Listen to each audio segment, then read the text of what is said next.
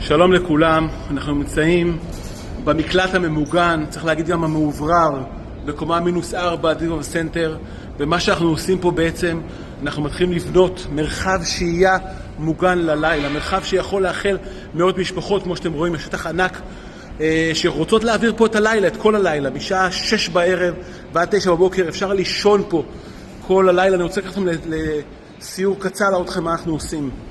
אז הדבר הראשון, הצבא צודק לבטו, יש פה מה לנשנש.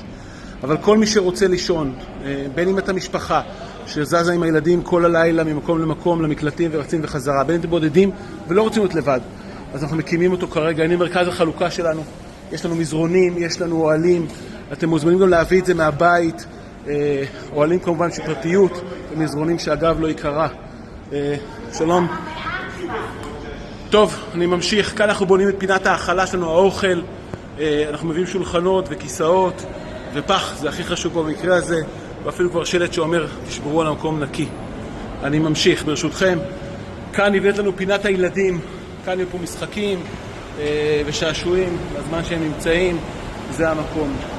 אולי הדבר הכי חשוב וכולכם תשאלו, זה הדבר הזה. הווי-פיי פה עובד ויש פה תקשורת קבועה כל הזמן, וגם התחלה של פינת חוסן שבו נשמח עם פסיכולוגים ואנשי חברה יבואו ויסייעו לנו לאנשים שצריכים עזרה ותמיכה.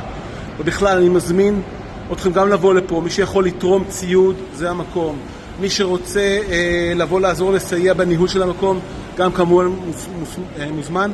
ויותר מזה, כל עירייה שיש לה מרחב מוגן, מרחב עם אישור פיקוד העורף, אנחנו נשמח לבוא ולבנות בשבילכם.